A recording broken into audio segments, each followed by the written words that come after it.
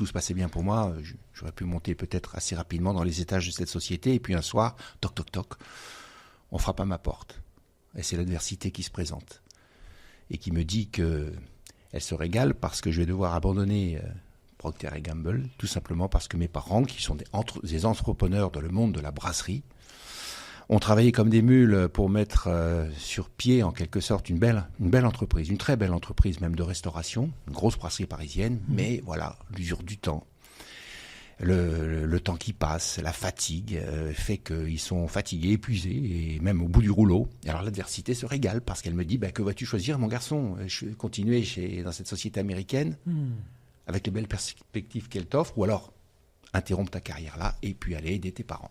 T'as quel âge à ce moment-là? Là, j'ai 27 ans. 27 ans, ok. Pas aujourd'hui, Oh oui. à l'époque. Et du coup, je m'installe effectivement dans l'entreprise familiale et effectivement, tous les experts disent qu'elle ne passera pas 6 mois de plus. Alors, je raconte tout ça dans les conférences, etc. Et c'est en sachant penser autrement et en commettant toutes les erreurs de management de la Terre, puisque j'arrive devant des équipes, c'est pas facile d'être improvisé chef d'entreprise comme ça. Donc ça veut dire que tu acceptes en fait, hein. C'est juste Oui, pour j'accepte, okay. Bien sûr, j'accepte parce que mes parents m'ont tout donné, je n'imagine même pas leur dire écoutez maintenant merci pour tout et je vais continuer ma carrière. Non, c'est juste pas possible. Okay. Et donc voilà, donc je m'installe dans l'entreprise et je m'aperçois que soit on change tout, soit on meurt, mais même en changeant tout, il y a très peu de chances que l'on survive en vérité. Et c'est donc en sachant finalement d'abord faire des erreurs, puis penser autrement tous les secteurs de l'entreprise, penser autrement le business, les ressources à notre disposition, le changement, l'adversité, les gens en tant que tels, que petit à petit, on va faire en sorte que cette entreprise, qui donc ne devait pas passer 6 mois de plus, on pourra la conduire 20 ans, finalement. Les équipes vont sauver l'entreprise. Ça, c'est le premier volet de mon histoire. Un beau jour, un copain me dit, mais avec une histoire pareille, pourquoi tu fais pas des conférences? Je lui dis, quoi, des conférences?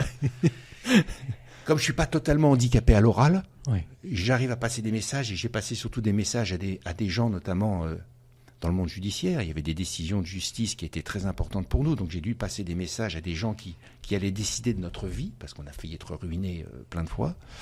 Je me suis dit, mais pourquoi pas? Et là, j'ai commencé à travailler comme une mule. C'est un truc maison, ça. Chez nous, on travaille comme des mules. Et puis, j'ai commencé par faire une conférence, puis 2, puis 10, puis 20, puis 50, puis 100, et ainsi de suite. Et aujourd'hui, je me déplace dans la francophonie avec une histoire, mais non pas pour raconter mon histoire. Je suis pas du tout dans le moi. Regardez-moi, c'est formidable. Non, je suis dans ce que j'ai connu. C'est quelque chose de sérieux, de un peu punchy. Bien sûr. Et donc, je transmets.